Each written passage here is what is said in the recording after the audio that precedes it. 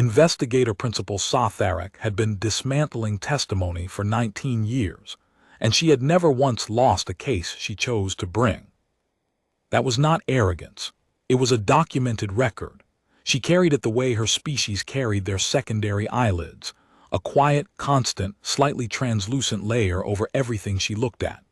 The Meridian Compact's Office of Inquiry existed to locate the truth buried in the wreckage of incidents, accidents, and quietly alleged misconducts.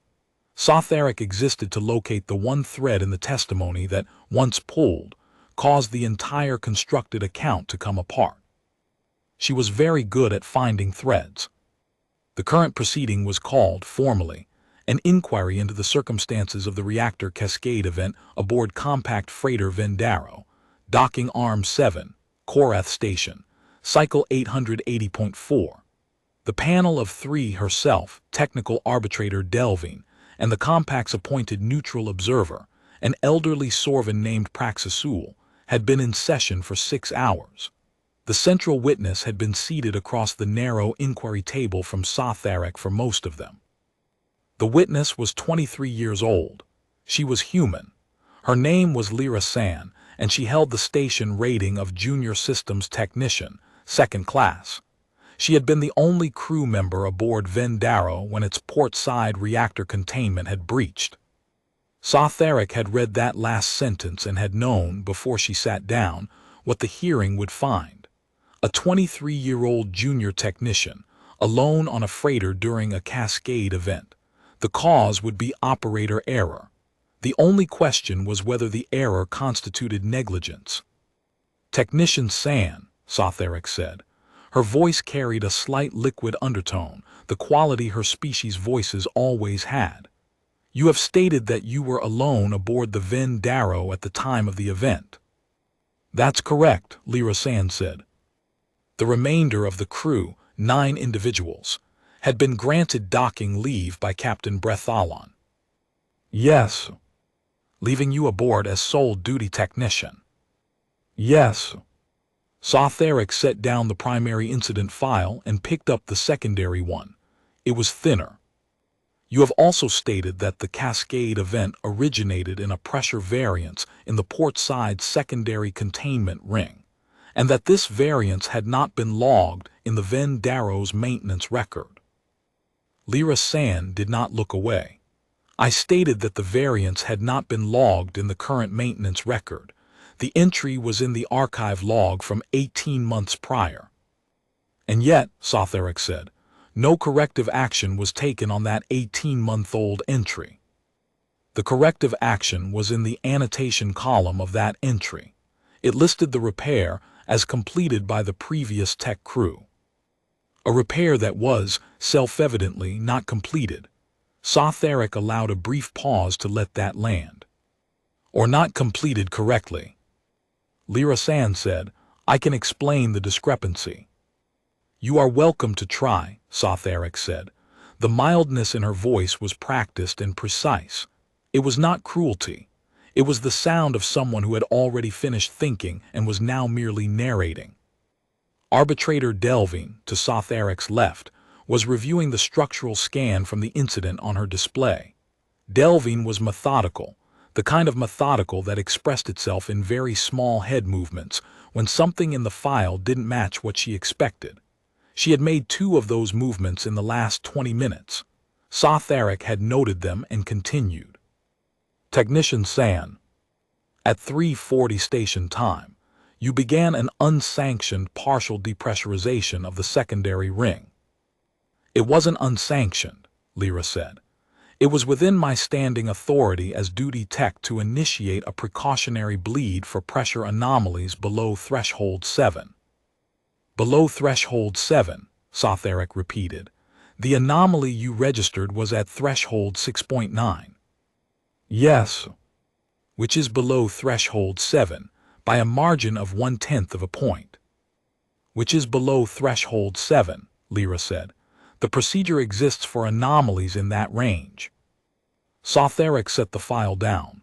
"What I am establishing, Technician San, is a pattern of decisions taken at the very edge of your authority, not clearly within it, at the edge." At the edge is still within, Lyra said. There was a short silence.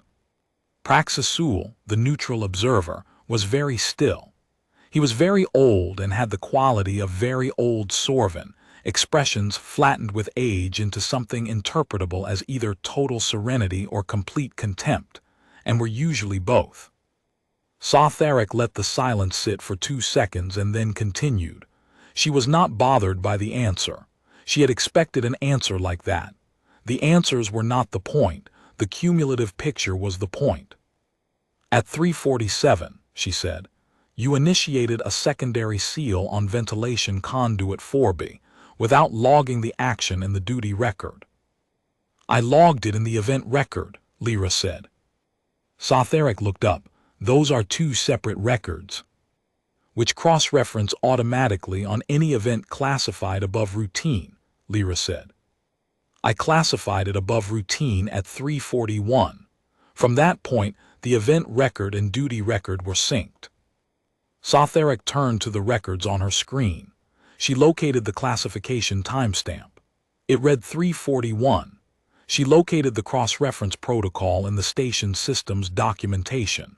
It read, exactly as the witness had said, that event and duty records synced automatically on above routine classification. She had not checked that protocol before the hearing. She closed that line.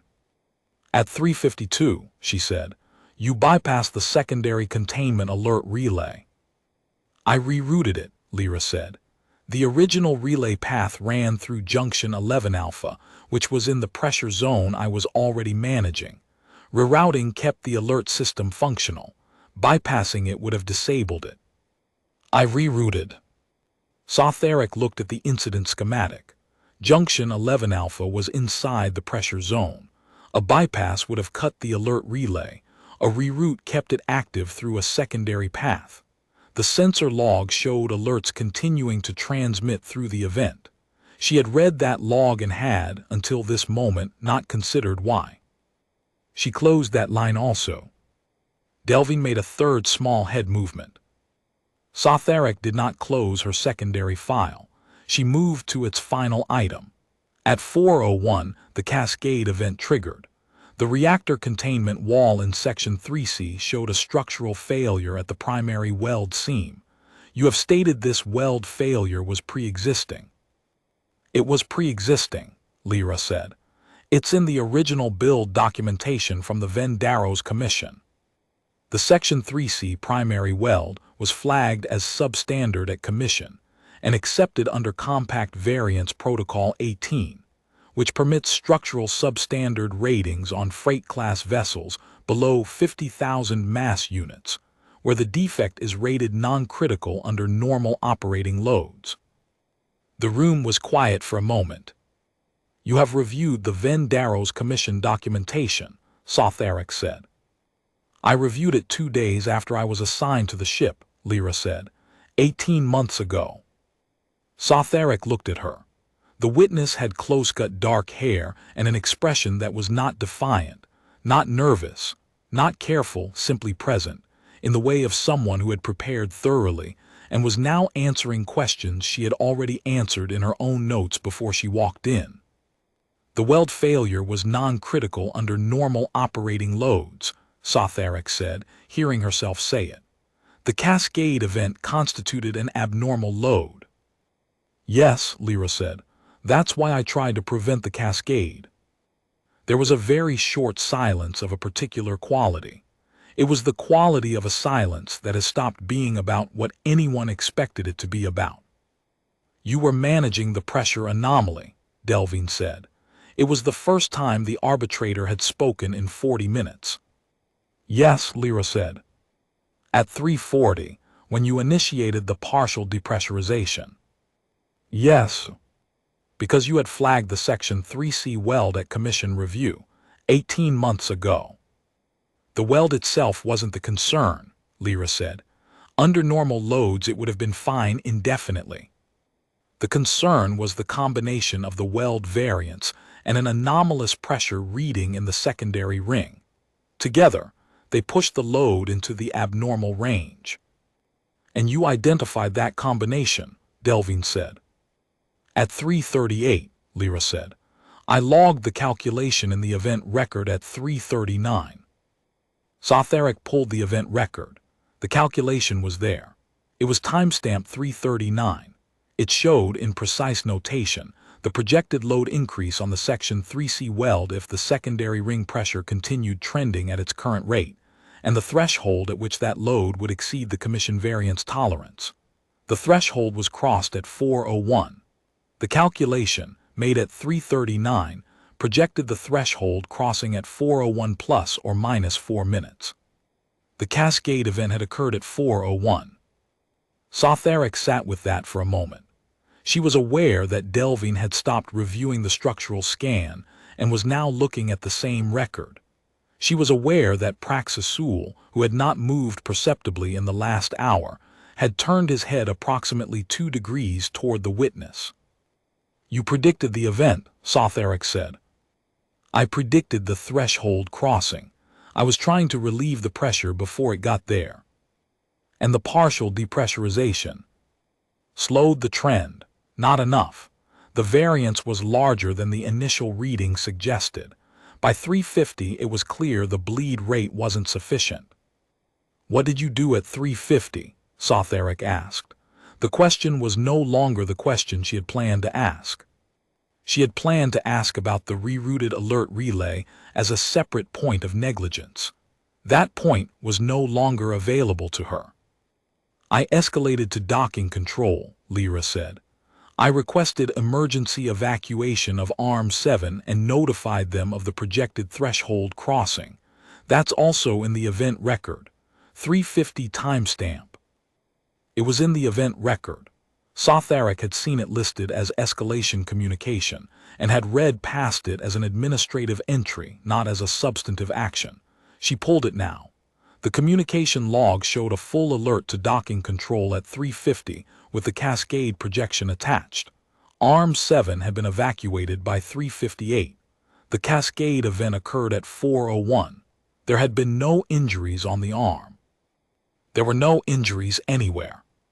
The proceeding had been initiated because the Vendaro's reactor containment had breached, and a reactor containment breach was, by compact protocol, automatically subject to inquiry regardless of outcome. Scifi had entered this room expecting to find the cause of an incident.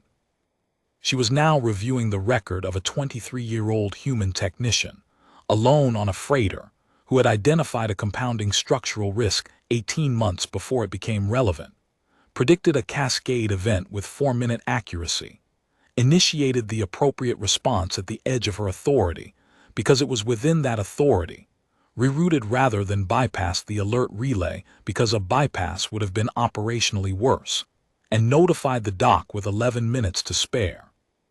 She had not prevented the event. The bleed rate had not been sufficient. The weld had failed on schedule as predicted. She had not been able to prevent the event. She had predicted it, managed it within her means, escalated correctly, and ensured no one was near it when it went. Scifi looked at her secondary file. She had 10 more questions written in it.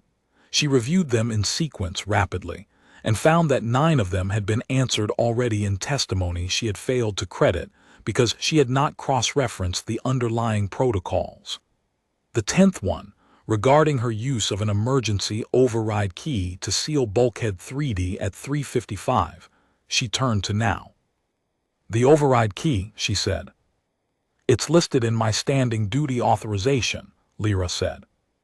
Junior Systems Technician, 2nd class, on vessels below 70,000 mass units, is authorized to use emergency override keys for bulkhead sealing during declared above routine events.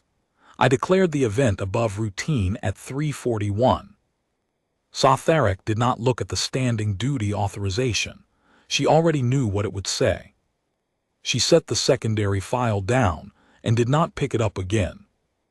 What she found herself thinking about was the archive log entry from 18 months prior, the one listing the corrective repair as completed. Someone had written completed in that annotation column. Someone had signed it. That signature was somewhere in the Vendaro's records. It was not a record she had thought to request, because her line of inquiry had assumed the failure would trace to the person in the room. The failure did not trace to the person in the room. Scifi had 19 years of cases and a clean record because she was careful about which threads to pull. She was beginning to understand she had pulled the wrong one. The right thread was an annotation column, a negligent repair entry, and a variance protocol that had permitted a substandard weld to go into service on a working freighter and stay there for the Vendaro's entire operational life, until the only person who had read the commission documentation in 18 months had been a 23-year-old human working her first solo duty shift. She made a note in her working file. The annotation record, it would need to be requested. She closed her secondary file. The three-member panel sat in an inquiry room on the 4th floor of Korath Station's administrative block, with a wall of narrow windows that looked out over the docking arms. Arm 7 was visible from here, dark and empty, where the Vendaro's berth had been cleared after the incident, the inspection lights still active, tiny and precise in the distance. The ship was in dry dock. The weld had been replaced. The secondary ring had been overhauled. It had been, by every technical measure, a recoverable incident with no casualties. Prosecutor spoke. It was only the second time he had spoken during the proceeding. His voice had the quality of someone who chose words the way other people chose load-bearing walls. "Investigator principal," he said, "have you completed your examination of the witness?" Scifi considered the question. She had 19 years of cases and a reputation she had not once needed to revise. She also had, in front of her, an event record with a 3:39 timestamp on a cascade load calculation accurate to within 4 minutes, a cross-referenced duty log clean under every protocol she had cited, and a docking arm cleared 11 minutes before a structural failure. A 23-year-old junior technician had predicted 18 months before anyone else thought to look. "Yes," Scifi said, "I have completed my examination." She set her files in order. Delvine was still looking at the event record. Prosecutor had returned to his previous perfect stillness. Lyra San sat across the table with the same expression she had worn for the last 6 hours, present, prepared, unhurried. She had a small notebook on the table beside her left hand. She had not opened it once during the proceeding. Whatever was inside it, she had not needed it. The inquiry into the circumstances of the reactor cascade event aboard compact freighter Vendaro would be classified, Scifi knew, as a finding of no negligence attributable to duty crew.